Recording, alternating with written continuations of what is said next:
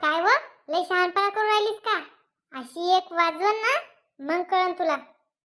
मी पण हातामध्ये काय बांगड्या नाही घातल्या. अशी एक देईन ना तर दुसरी लागूच देणार नाही. तू मला राग येऊन नको देऊ बर का, नाहीतर मी तुला डोक्यावर उचलूनच फेकन. तू मला हात तर लावून पाय, माझ्या भावालाच फोन करते. तुझा हात पाय तंगडच तोडून घ्यायचं सांगते.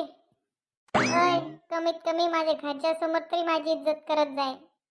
वाटल्यास मी एकटा असताना मला चपलीनं मारत जाय, पण सगळ्यांनी देखत माझी इज्जत करत जावय. करीन ना, पण त्या बदल्यात तुला मला शॉपिंगला घेऊन जावं लागेल. शॉपिंगला? अगं मी थुकेल तंबाखू वाळून परत खातोय आणि तू म्हणतेस मला शॉपिंगला घेऊन चला म्हणून. एवढा गरीब आहेस का तू? तुझ्याकडे शॉपिंगला जायला पैसे नाही? अगं तुला माहितीये का, मला फळं चांगल्या चांगल्या गोष्टी काही खाऊ वाटल्या ना तर मी बिमार पडण्याचं नाटक करतोय.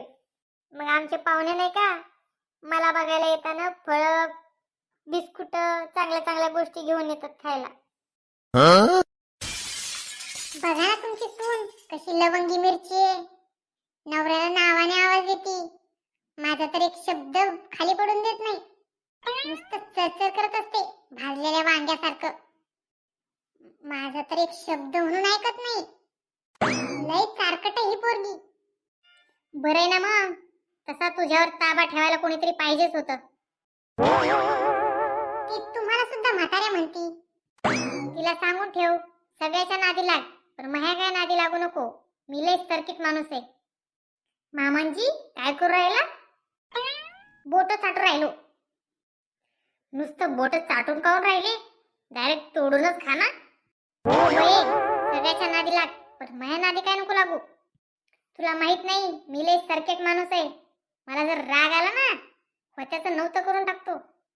तुम्ही माझ्यावर अन्याय करू राहिले, अत्याचार करू राहिले.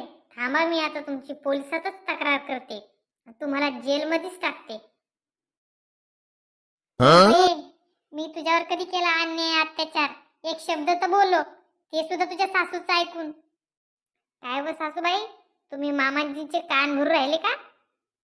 मी नाही त्यांचे कान बिन भरून देऊ राहिले. त्या आधीच डोक्याला सर्किटच, त्यामुळे त्यांच्या डोक्यावर चार देखीच गेलेत. ते कधी पण गरमच असतात. काय तुमची माझ्या माघारी मीटिंग चालली वाटतं? काही मीटिंग चालू नाही. बर पिंकी, माझ्यासाठी एक कप चहा घेऊन ये. बर आणते. रम्या, काय जादू केलीस रे हिच्यावर?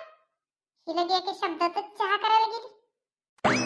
आई, याला धाक म्हणते, धाक. अरे तुझ्या बायकोला नीट समजून सांग, ही आम्हाला आत्ताच जेलमध्ये टाकायच्या धमक्या देऊ राहिली.